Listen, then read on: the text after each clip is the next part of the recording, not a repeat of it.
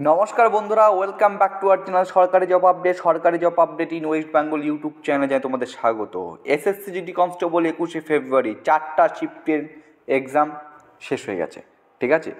এবং আজকেদের 4টা শিফটে কী কী কোশ্চেন এসেছে, তো আপকামিং যারা এক্সাম দিতে যাবে, তো এখান থেকে আমরা কী জানতে পারলাম 20 ফেব্রুয়ারি এবং 21শে ফেব্রুয়ারি টোটাল মিলে 8টা শিফট আমরা দেখতে পেয়েছি, তাই তো।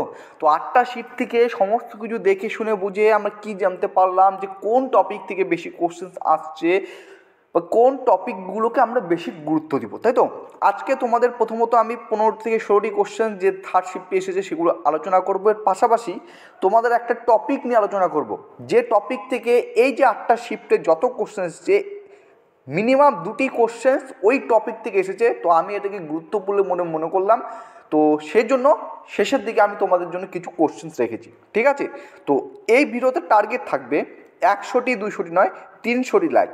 এই ভিডিওতে টার্গেট থাকবে 300টি লাইক। তো আমি আরেকটা জিনিস কালকে থেকে শুরু করতে চলেছি, যে টপিকগুলো মোস্ট ইম্পর্টেন্ট সেই টপিকের উপর আমি তোমাদের জন্য ভিডিও নিয়ে আসছি। ফর এক্সাম্পল পঞ্চবার্ষিকী পরিকল্পনা, ভারতের সেন্সাস, জনগণনা 2011, বিভিন্ন নৃত্য, ভারতের বিভিন্ন রাজ্যের উৎসব, খেলার সঙ্গে ব্যবহৃত শব্দ বা ট্রফি, এগুলো ইত্যাদি ইত্যাদি, ঠিক আছে।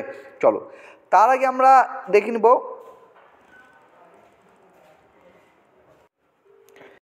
তো দেখো, আজকে এসএসসি জিডি কনস্টেবলের থার্ড শিফটে তোমাদের যে সমস্ত কোশ্চেন এসেছে সেই সমস্ত কোশ্চেনগুলি একে আলোচনা করছি।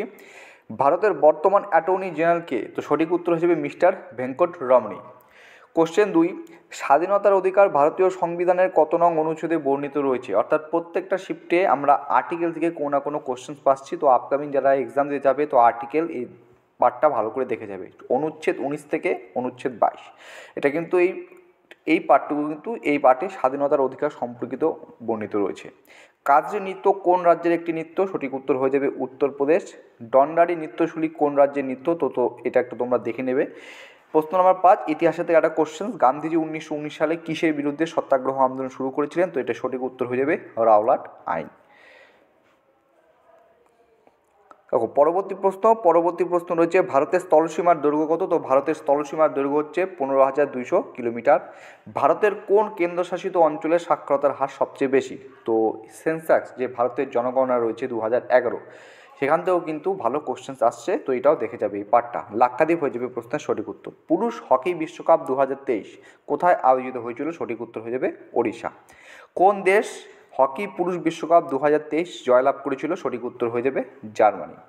হরেলি উৎসব কোন রাজ্যে পালিত হয়, সঠিক উত্তর হয়ে যাবে ছত্তিশগড়। আরেকটা আছে হরেলা উৎসব, সেটা কিন্তু আলাদা রাজ্যে পালিত হয়। তো হরেলি এসেছিলো না হরেলা এসেছিলো, তোমরা যারা দেখছো বা থার্ড শিফটে আজকে যারা এক্সাম দিয়েছো তারা অবশ্যই কমেন্ট বক্সে কমেন্ট করে জানাবে। পরবর্তী প্রশ্ন দেখো, কোন জনগণনার পর ভারতের সাক্ষরতার হার বৃদ্ধি পেয়েছিল। এটা জানা থাকলে অবশ্যই কমেন্ট বক্সে কমেন্ট করবে। ইন্দিরা গান্ধী কোন পঞ্চবার্ষিকী পরিকল্পনার নেতৃত্ব দিয়েছিলেন, তো সঠিক উত্তর হয়ে যাবে চতুর্থ। আইসিসি এর প্রতিষ্ঠাকাল 15 জুন 1909। রঞ্জি ট্রফি কোন খেলার সাথে যুক্ত, সঠিক উত্তর ক্রিকেট। ভারতের উপরাষ্ট্রপতি কোন সভার অধ্যক্ষ, সঠিক হচ্ছে ভারতের উপরাষ্ট্রপতি পদাধিকার বলে রাজ্যসভার অধ্যক্ষ, ঠিক আছে। এবং আজকে শেষ প্রশ্ন হচ্ছে, 1956 সালে প্রখ্যাত ভারতনাট্যম নৃত্যকার রুক্মিণী দেবী অরুণ্ডেলকে কোন পুরস্কার দেওয়া হয়েছিল 1956 সালে, সঠিক উত্তর হয়ে যাবে পদ্মভূষণ। তো এই 15 থেকে 16টি কোশ্চেন সংগ্রহ করতে পেরেছি, যেগুলো তোমাদের সামনে তুলে ধরলাম। এবার যেটা তোমাদের বলছি যে মোস্ট ইম্পর্টেন্ট, এত এই টোটাল দুদিনে যে তোমাদের 8টা শিফট হয়েছিল, সেখানে দেখা গেছে ভারতের জনগণনা 2011 থেকে কিন্তু ভালো প্রচুর পরিমাণ কোশ্চেন্স, প্রত্যেকটা শিফটে 2-3টি করে কোশ্চেন্স এসছে। তো এই টপিকটা থেকে আমি তোমাদের জন্য কিছু কোশ্চেন্স বাছাই করে নিয়ে এসেছি। তো আপকামিং তোমরা যারা এক্সাম দিতে যাবে তাদের কাছে কিন্তু এটা খুব গুরুত্বপূর্ণ হয়ে উঠবে।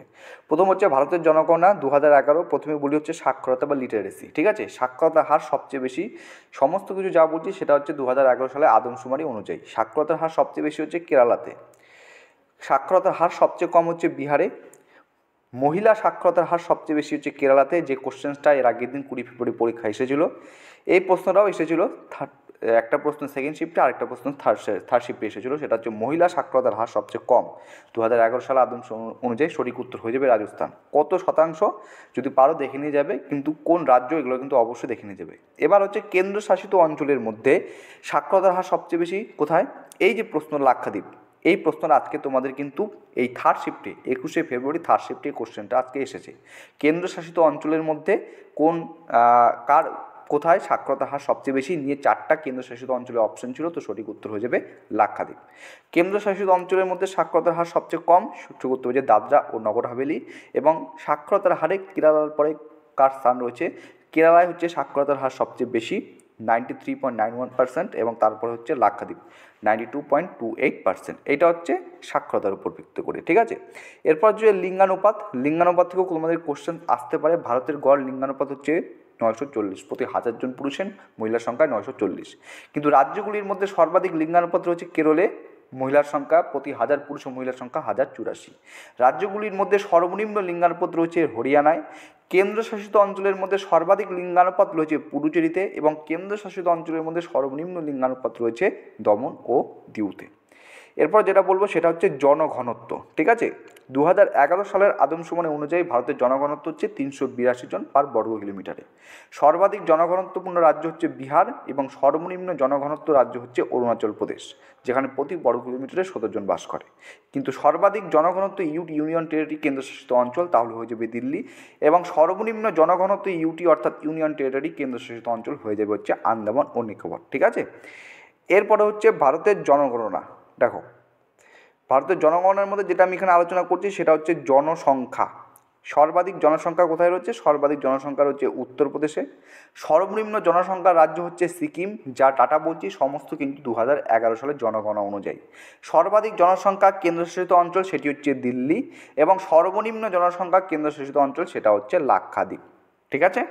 তো এই টপিক যে আলোচনা করলাম ছোটো ছোটো, এগুলো কিন্তু পরীক্ষার জন্য খুব ইম্পর্টেন্ট, তো এগুলো একটু দেখে যাবে। প্রত্যেকটা শিফটে দেখা যাচ্ছে যে ভারতের জনগণনা থেকে কোশ্চেন্স আসছে। এর পরের দিন আমি তোমাদের জন্য পঞ্চবার্ষিকী পরিকল্পনা যে আছে সেখান থেকে কোশ্চেন নিয়ে আসবো। তারপর হচ্ছে ভারতে আর্টিকেল যেগুলো রয়েছে, আর্টিকেল শিফট প্রত্যেকটা শিফটে কম বেশি আসছে।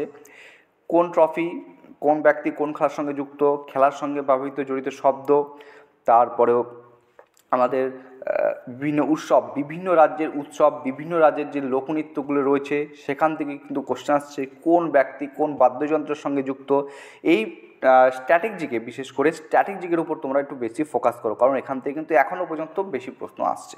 চলো আজকে এতটুকুই ছিল। তো নেক্সট কালকে তোমার প্রত্যেকে যেন কালকে সকাল ফার্স্ট শিফটে দেখবো আমরা কেমন কোশ্চেন্স আসছে, সেরকম কোশ্চেন্স অবশ্যই তোমাদের সাথে কিন্তু শেয়ার করব। চলো আজকের ভিডিওটি এতটুকুই ছিল। ভিডিওটি যদি ভালো লেগে থাকে অবশ্যই লাইক করবে, এবং নতুন হয়ে থাকলে চ্যানেলটিকে সাবস্ক্রাইব করে পাশে থাকার চেষ্টা করবে। জয় হিন্দ।